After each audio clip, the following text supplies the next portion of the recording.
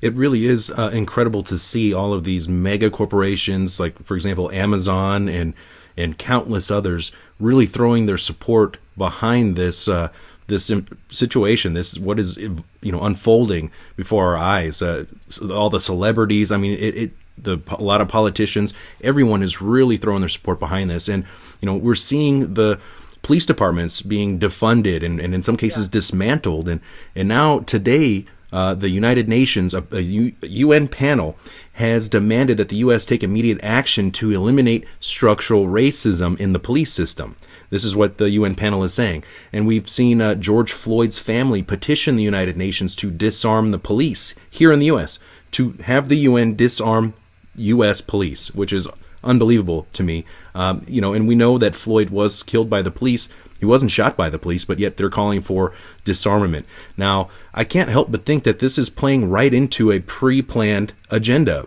As everything lines up, maybe something like the Strong Cities Network. I mean, what is your take on defunding the police? And what would be their alternative to the police? This whole, institutional racism it's merely an excuse to destroy literally the minds. Mao used it. Mao Zedong used this. Of course, it was used by Stalin. It was used by the Nazis. It's a technique that's used to break down your personality and actually rebuild you as the new man. And you are going to be rebuilt as the new global citizen. Welcome, everyone. Thanks for tuning in. Today I have a special guest who many viewers have been requesting. My guest is the Executive Director of the Post-Sustainability Institute. She's also a retired forensic commercial real estate advisor specializing in eminent domain valuation. She served as a district branch chief of for the California Department of Transportation for nearly 30 years. Her career in litigation support on land use has culminated in exposing the impacts of sustainable development on private property rights and individual liberty. Rosa Koire is an author and a public speaker who has spoken across the world.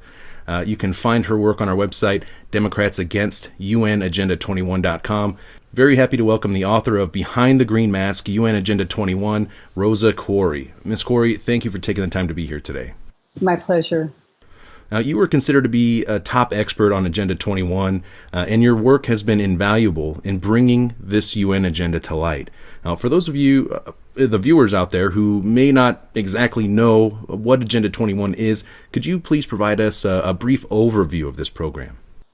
Sure. Agenda 21 is the action plan. It's the blueprint, the comprehensive plan that was signed on to by 178 nations plus the Holy See in 1992. It's the United Nations plan, and it's a plan to inventory and control all land, water, plants, minerals, construction, means of production, food, energy, everything on the planet, law enforcement, education, and of course, information and human beings. So this is, a comprehensive plan of action, an inventory and control plan. It's about data sharing.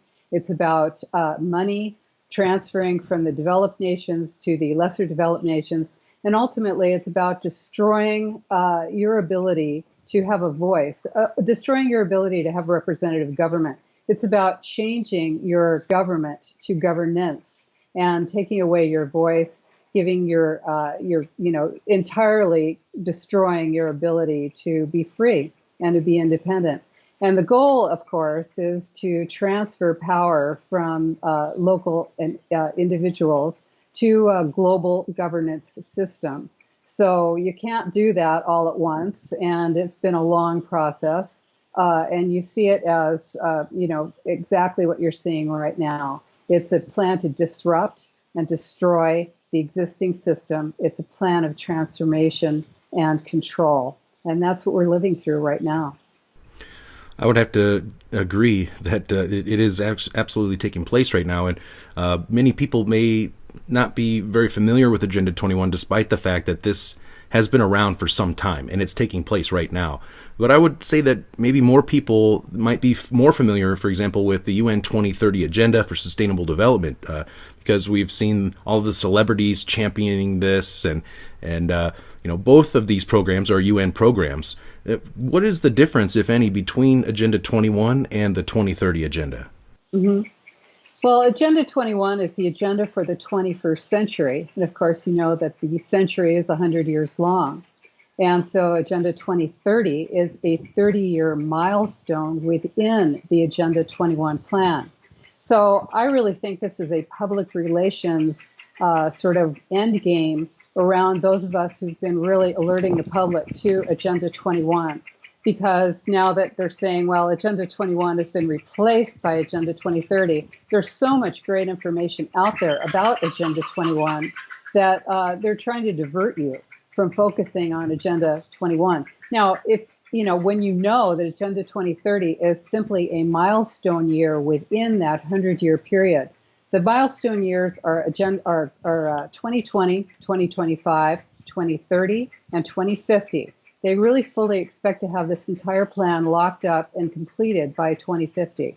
If you go to America2050.org, which is a Ford Foundation and Rockefeller Foundation project, you'll get a look at what their idea is for in fact, what they want the United States to devolve into, which is to destroy the sense of having a unified union, and to, in fact, not have 50 states any longer, to have 11 mega regions. And in fact, what this plan does is it destroys the concept of the nation state, and it completely destroys it and devolves it into the city states or regions. And these are not, like individual cities, like say San Francisco or New York. These are regions that are governed by megacities, which are huge, enormous cities. It could be part of Washington State, part of Oregon, part of Idaho, and part of British Columbia. So it breaks the national borders, it breaks state borders, breaks, of course, county and city borders. And this is about destroying your ability to actually be able to control what it is that happens to you. It's a plan that is actually, it's a global plan, but they implement it locally. So it looks like a local plan. It's always called different things, no matter where you live. So that's another way of being a stealth plan, you see, is that you'll never see it called Agenda 21.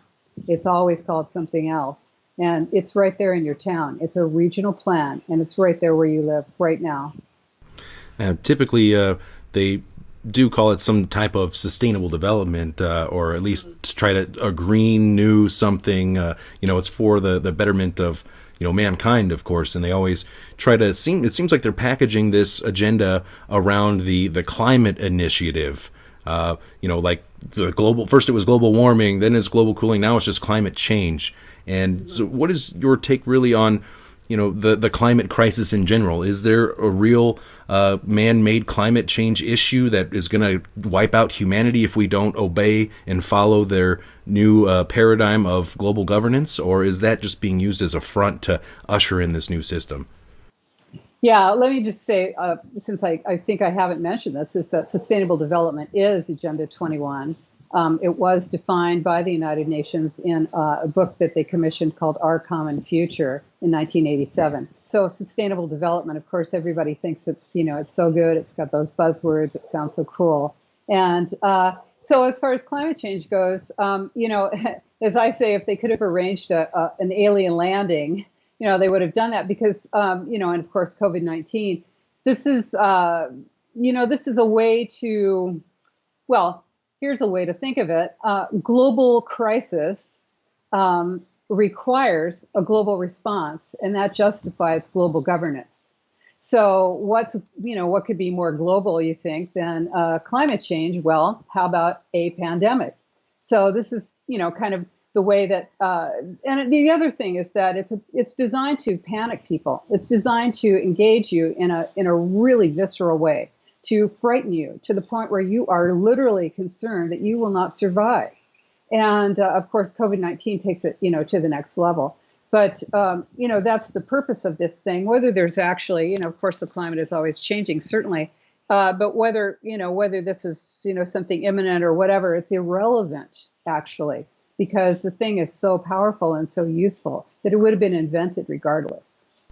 Now, Ms. Koire, I'm sure that you have seen the World Economic Forum come out recently and announce their Great Reset Initiative, coupled with the Fourth Industrial Revolution. Now, what was your initial reaction to seeing them come out and boldly proclaim that we need this great reset because of this series of crises that we have taking place. Because it seems like as of the beginning of 2020, they have really accelerated their agenda. What does the Great Reset mean in your view, and what stage of the rollout are we in, would you say? Well, I have to say I've been really concerned and saddened in a deep sense to see this, because I really thought we had more time. And I don't want to be a person who's an alarmist. I think this is really a very serious moment that we're in. This is one reason why I called my book Behind the Green Mask, because they stay behind that green mask. They don't want to take that mask off, because once the mask is off, then the boots and the jack boots and the truncheons come out. And I guess I'm concerned mainly because it looks like we're really getting to that point. And the other thing that happens when they reveal their plans, the plans are always right out there. They've always been right out there. In fact, you could go back to the 1880s and look at the Fabian Socialists, at Bertrand Russell, H.G. Wells, at George Bernard Shaw, and you'll see the plan is right there. There's no question about it, and it's just been they've been refining it with the ability that they're getting with technology. And I think that is really where we're at now, is that they're less concerned about us. They're less concerned about our objection, and that is what concerns me. Is that the less concerned they are, it's sort of a message to us that we're not really concerned to them. So therefore, it makes me think, maybe we're at that point where there's not much we can do. But I think really there is still a lot that we can do, and I do want to talk about that. But what is happening now is that the technology has caught up to the plans of these people. They've always had these same plans. And I will say that as far as technology goes, what has man always wanted? Man has always wanted two main things: to live forever and to create life. And we are very close to these things. I don't know about forever, but we're close to major life extension and the creation of life. All you have to do is go to Cornell University's plan. They've got a video out right now. It's engineers create 3 major traits of life. Go and take a look at that. They are actually creating life. So, and there is no ethical stop on these people, and that is a major concern. This is, what you saw with the Nazis, with Stalin, with Mao, that there is literally nothing that holds these people back. So when they have the technological ability, and you look at the 4th Industrial Revolution or whatever it is they want to call it, they're talking about total digital connectivity.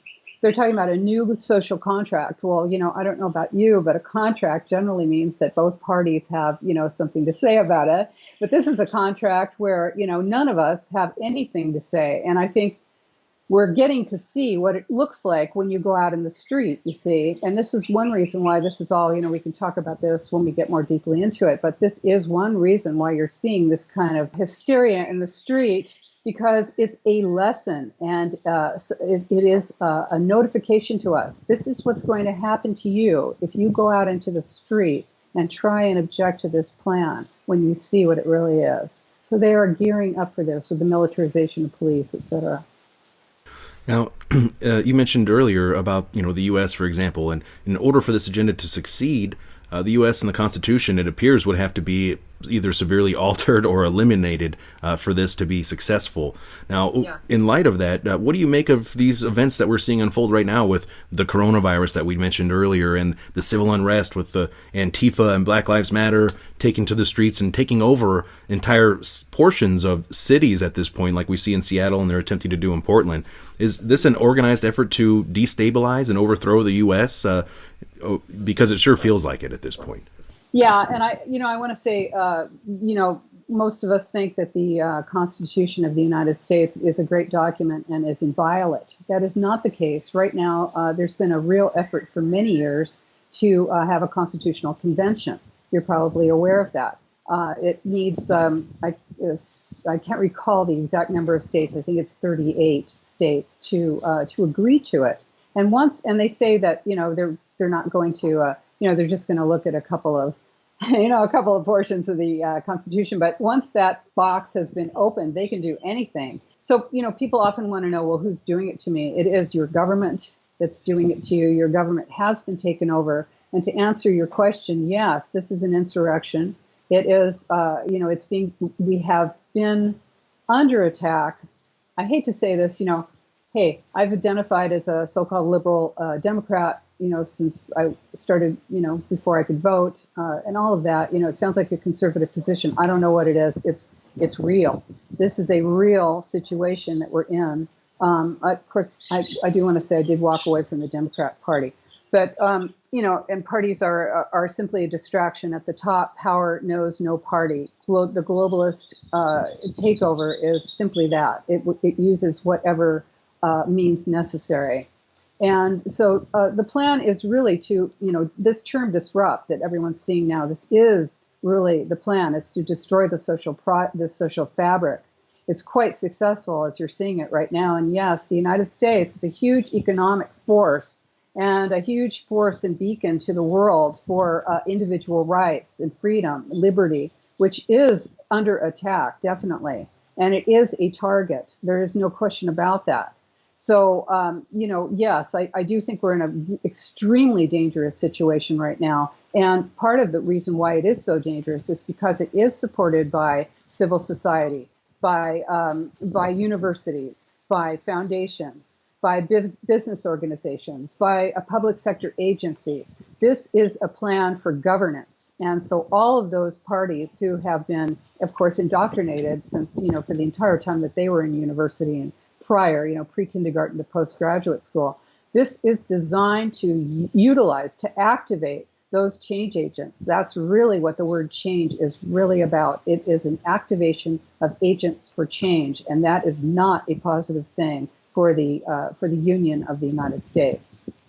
It really is incredible to see all of these mega corporations, like, for example, Amazon and countless others, really throwing their support behind this situation, this what is unfolding before our eyes. All the celebrities, I mean, a lot of politicians, everyone is really throwing their support behind this, and we're seeing the police departments being defunded and in some cases dismantled, and now today. The United Nations, a UN panel, has demanded that the U.S. take immediate action to eliminate structural racism in the police system. This is what the UN panel is saying. And we've seen George Floyd's family petition the United Nations to disarm the police here in the U.S., to have the UN disarm U.S. police, which is unbelievable to me. And we know that Floyd was killed by the police. He wasn't shot by the police, but yet they're calling for disarmament. Now, I can't help but think that this is playing right into a pre-planned agenda. As everything lines up, maybe something like the Strong Cities Network. I mean, what is your take on defunding the police? And what would be their alternative to the police? Mm-hmm. Yeah, well, this is so fascinating. And it's, if you weren't living it, it would just be such an interesting little thriller to be watching. Because this is really about community-oriented policing, which is the panopticon, which makes you the cop on the beat. You are responsible for keeping your eyes on everything and reporting. See something, say something. And, of course, they're talking about transformative new model of public policing or something like that, of public safety, I think they call it. And whenever you see that term transform, I want you to know transform is a term that's used, it's a jargon term, and it's used, it's an Agenda 21 term. So transformative learning, when you see it in the educational system, you're going to see it in your policing system, is really about, you're not going to believe this, or you probably will, it's about breaking down the individual. It's about breaking down your alliance to any old system, any old connection, your family, your old thoughts, your belief system. It literally makes you into a patient. This is a mental health technique that destroys it actually breaks you down. It's a breakdown and then build back up of the personality. And this is what they intend to do with police officers. So in other words, this whole, institutional racism it's merely an excuse to destroy literally the minds. Mao used it. Mao Zedong used this. Of course, it was used by Stalin. It was used by the Nazis. It's a technique that's used to break down your personality and actually rebuild you as the new man. And you are going to be rebuilt as the new global citizen. So your police force will be rebuilt as people who literally cannot put their hand on their gun. And what I can see happening here is that I happen to be in Mexico right now, and this is a country that is run by the cartels. Literally, you saw this when Lopez Obrador basically let El Chapo's son go. He said, "Well, hey, they probably threatened his life. The cartels have more power than the government." Okay, so what happens in a country like the United States where they don't really quite yet? Then you have militarization of the police, or you have a replacement of the police force with your full intelligence community and military force. And this is dangerous. This is going to be dangerous. The other thing is, and I want to talk about this, is artificial intelligence. Of course, we need to talk about that. What's happening, whether in your virtual and physical life. And so when you have a police force that is made up of non-humans, then, which is on, it's coming. And you have it with drones, et cetera, which are directed by humans, but at a certain point they will not be. Then you're going to have a real dangerous situation, obviously. I don't have to lay it out for you, where you're not able to reason with a human being. So this is actually a two-part plan. You see, it's a plan to destroy your existing police force on the ground, who lives in your neighborhood probably and knows you, and or at least knows your area. And then you're going to be replacing that with something very, very different. Yeah, it certainly is shocking how quickly this is rolling out. It seems like they pressed the initiate play button, as soon as 2020 hit, even though this has been a long-standing agenda that, as you pointed out, has been incrementally taking place, and conditioning the public to accept the coming transitions. And as you pointed out, AI, you're absolutely right about AI police. New Zealand just recently launched the first ever AI police officer. They have it right now in New Zealand. It's essentially a kiosk where you can walk up and talk to and interact with. And we've seen the robots from Boston Dynamics and DARPA and everything like that. And they're already using some of these robots in Singapore, for example, to enforce the social distancing. Right. So this is just happening quickly. They're conditioning us, getting us ready for these transitions. And, you talk about how now they were waiting for the technology to catch up with their program, and how Agenda 21 is the inventory and control program of every aspect on life. And they're basically this transition. We're transitioning into a new digitalized system where everything will be monitored and tracked and traced on the blockchain, and everything will be essentially tokenized. And so it really is like this is a technocratic plan of a takeover operation that Eisenhower warned us of, on his farewell speech. Beware of the scientific dictatorship, essentially. And here we are living it right now. And we always hear about, when we see it, it's an anti-human agenda, essentially, where they're looking to merge man with machine. And we always hear about the depopulation aspect of that. How does that play into all of this as well, in your view? Mm-hmm. Yeah, I want to say, basically, when you have de facto martial law, everyone is the enemy. And that's what you have with COVID-19. Everyone is the enemy. You have literally lost your trust for anyone, even your closest family members. So, this is a way to break down society. It's a way to break down mental health. And this is also, health is a very vital part of this plan because, of course, collecting your DNA, this is a plan to inventory and control everything, including your DNA, the Human Genome Project, to be able to actually control life. You can make life, you can actually destroy life. And going back to, of course, the 1880s and the Fabian Socialists, the eugenics plan, this is not something that went away. This plan, the idea that you can actually make the human race better.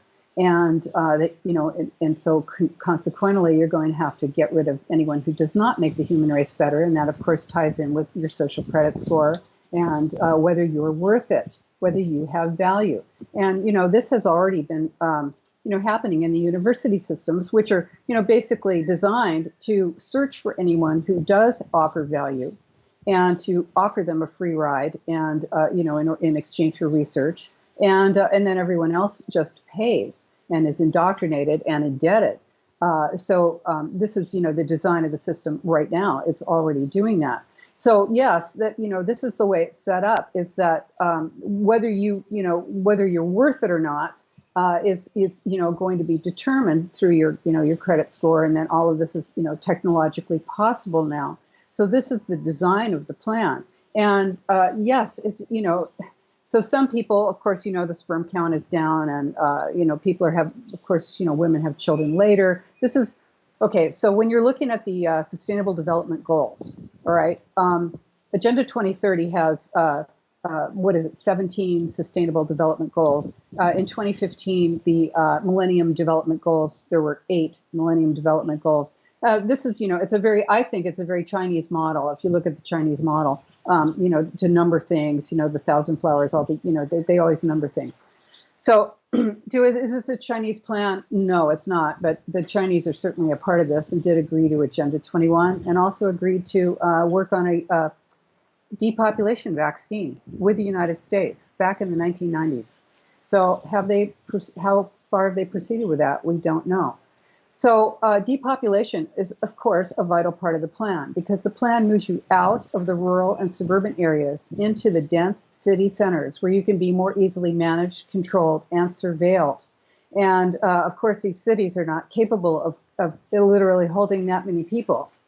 So the design of the plan is to, make it so that they can hold as many people as possible to, increase and I want to say that your buildings are very important to this plan. Smart cities, the Strong Cities Network, all of this. You can look at Alphabet and their sidewalk labs, which is Quayside they were trying to do in Toronto, which was about, literally tracking every aspect of your life, building a city from the ground up. This is the goal, you are living within a panopticon. That is the design of this plan, is literally to take your freedom completely away from you. And I'm not talking about some plan that's way out there in the future. I am talking about this is happening right now. And yes, it's about depopulation because you know what? You are just not worth it. You use too much. You are taking up too much room. You're using too. This is what the climate change thing is all about. You are using too much energy, too much water, and too much land. And you need to be isolated and moved into the high-density city center where you can be more easily controlled and managed and surveilled. And that is what this is doing to you right now. So, it's not like this plan is out there in 2030 or 2050. 2020 is a really important year. A lot of these plans, when you look at your regional plan for your area, a lot of these plans are named Your Town, whatever the name is, 2020. Because 2020 is a key year in the implementation of this plan. Absolutely, I'd have to agree with you on that. And when we see, people obviously get very caught up in the divide and conquer tactics and strategies, and we're so busy fighting about left or right or Trump or whoever, and and the same thing applies geopolitically as well. It's like, China's the bad guy or Russia's the bad guy or whoever. When, as you pointed out, these countries have all signed on to the same game plan for global governance, and these groups like the World Economic Forum have been deciding what the future of humanity looks like for you and for me and for us, and it doesn't look very human at all, and we have no say according to them at this point. So this is extremely important information that is taking place right now, and I would like to end today's discussion with possible solutions, like what can people do? You've had some success in this area, actually defeating Agenda 21 in some areas. What can you tell us about that, and what should people be doing right now to resist? Well, I think, this is my watchword is awareness is the first step in the resistance, and action is the second step. And I think it's really important that that people understand that we're being conditioned to be passive right now. We're being conditioned to click a like and think that means that we're a political activist. And it does not mean that. You are not a political activist if you don't leave your house. You need to leave your house. And but the lockdowns, but the lockdown. That's right.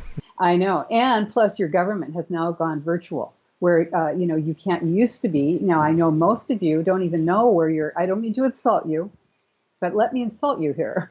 You don't even know where your city council meets. You think it doesn't matter. But those are the people who make the rules that you live under right there in your town. And you better believe it does matter. And don't tell me that your government is so bad that that you can't do anything about it. That it sure looks like that. But the thing is that you've let it get that way. And if you continue to let it get that way, it ain't going to get better. So what you need to do is actually occupy your government, to take a term that, I think was really misused, to actually go and be your government, be your government. If you can, now, yeah, we're in the end game here. There's not a lot of time left. So, you should have been doing this a while ago. But the thing is that you need to know what Agenda 21 looks like, and you need to recognize it so that when you see it in your city, you can go and talk about it. You can, first of all, get yourself elected. You can run for office and not get elected, but talk about it. You can stand, up in your city council. Every single item on that agenda is probably related to Agenda 21 if you know what you're looking for. And I actually tell you how to find that by, you can look at my websites, you can look at my book where I tell you how to actually take down their Delphi meetings where they're manipulating public opinion so that you won't make trouble for them. Because really, they don't want you to make trouble. They're hoping that they don't have to bring out the cops. So they're really wanting to, keep you in your seat and keep you at home quiet. So that's what you don't want to be, is the person who sits at home. So you want to take this on. You want to spread this information. You can do it with flyers. You can do it with mailers. You can spend a little money. You can make some videos. You can share them with people. You can share these videos with people and then decide what kind of action you're going to take. Because just knowing without doing something about it is simply not enough at this time. So you have to become more politically active and more willing to not be a first adopter of many of their stuff. You're going to see virtual reality. That's going to replace your reality. It's going to be so much better. You're going to be able to eat virtually, do some pretty fun stuff, if you get my meaning, virtually. And everybody's going to want to do it. Once you do that, your life is over. And so you're going to want to, you're going to want this stuff. They're making it so that you want it. So you're going to ask for it. You have to resist that. Resist it in yourself. Plus, take a look at yourself. What do you do for a living? Are you a change agent? Are you an organizational manager? Are you working for the city or the state or the feds or the county? What are you doing? Are you part of this plan? Are you a planner? Are you part of this plan? Are you a university professor? Don't be like Brett Weinstein, who up there in Evergreen College, who, all of a sudden he's like, oh no, they're attacking me. It's like, yeah, dude, what have you been doing all these years? You've been teaching them this stuff. If you are participating in this plan, withdraw your support. Withdraw your financial support, your political support, and your social support.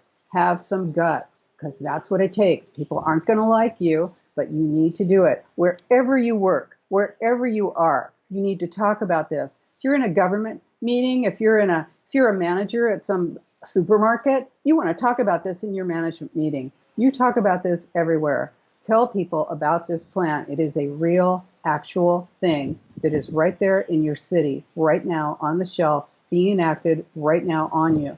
We don't have time now, but if this Agenda 21 is not like Wikipedia tells you, it's not an involuntary, non-binding plan. This is a plan that is binding on you. It was brought into the United States, 1992, and the whole clue, that you're going to get is that the federal government enacted it.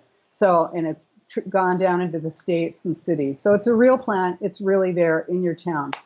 So, you know what? Let's participate together. Let's fight this together. We can do it. We have had some successes. But you know what? We need more. We have to fight this together, all of us, and resist.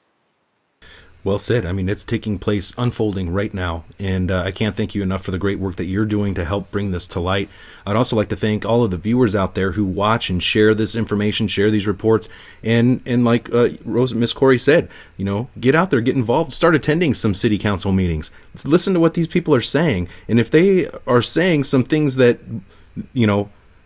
sound off an alarm in your head, maybe you should speak up, and let others in your communities know, because this is I've been all over this country. I've been to several different countries around the world, and I've seen it. You see it taking place, even through like the federal government funding road maintenance in your towns. It fall under some of the sustainable development programs. Absolutely. I mean, it is ingrained into every little aspect, and they're selling it to better, the world and the environment and everything like that. But this is an anti-human agenda that is taking place right now, and this is a dark road that we do not want to continue down. This road of tyranny, in my view. I encourage everyone to make your way over to Rosa Koire's websites, Democrats Against UN Agenda 21 and the Post-Sustainability Institute. I'll make sure I leave links to all of your social media accounts, Ms. Koire, as well as a link to your book, Behind the Green Mask, UN Agenda 21. Ms. Rosa Koire, thank you so much for being my guest today. This is extremely important information, and I really respect the work that you're doing. And to me, it's people like you who are the real heroes. It's not these celebrities out there or these athletes, all this kind of garbage out there. It's people like you who are making a difference, who are doing things to affect real change. Do you have any final points you'd like to share, Ms. Rosa Koire? Yeah, I do want to say that we all have to be heroes. I'm just like everybody else. We just all have to do it. We've got to take it on. And, we can do it, but we have to do it together, united. We can do it. Ladies and gentlemen, Ms. Rosa Koire, thank you so much. Thank you.